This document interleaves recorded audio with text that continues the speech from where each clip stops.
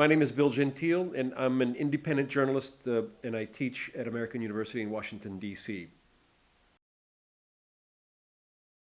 The important components of this theme about backpack journalism are the portability of the equipment. You know, backpack journalism really is, in great part, driven by the technology.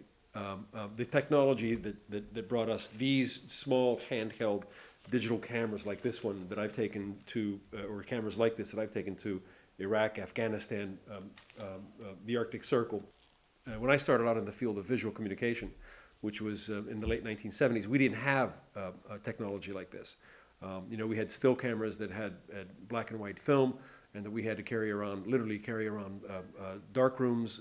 And when we went on assignment, particularly overseas, we had to develop our own film, make our own prints, use telephone lines to transmit the stuff back to New York. This is when I was working for United Press International, for example, in Central America, in Nicaragua, covering the insurrection in 1979. I mean, if we would have had equipment like this, you know, this could have transformed the whole way we covered those stories. When you go out and exercise this model or execute this model called backpack journalism, I mean, you're out there all by yourself. That's what, you know, the main characteristic that really defines the model.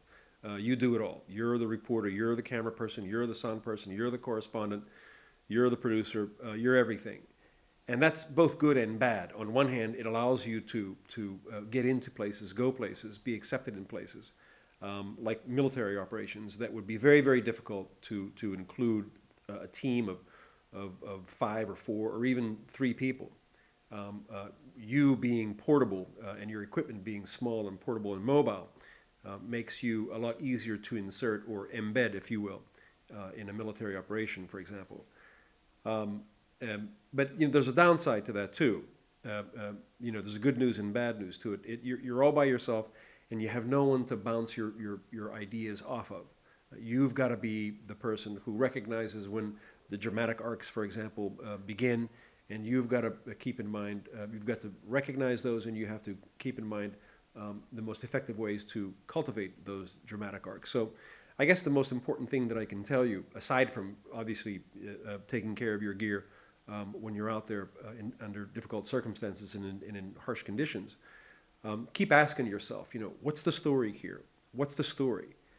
And the answer to that question is going to be, it's going to be also an indication of what you should be shooting. If it's a journey from one place to another, you know, you've got to document that journey from the beginning to the middle to the end. Because if you don't, and something really critical happens during that journey, and if you don't have the beginning of the journey, you've got an incomplete story. So we've got these things called dramatic arcs, and you can have a broad dramatic arc that covers the entire story that you're covering, maybe, you know, over the course of 2 weeks, 3 weeks, 3 months, whatever.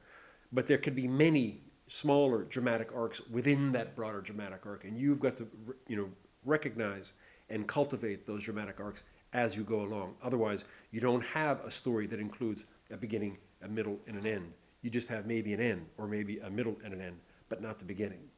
So you've got to keep asking yourself, what's the story? What's the story? What's the story?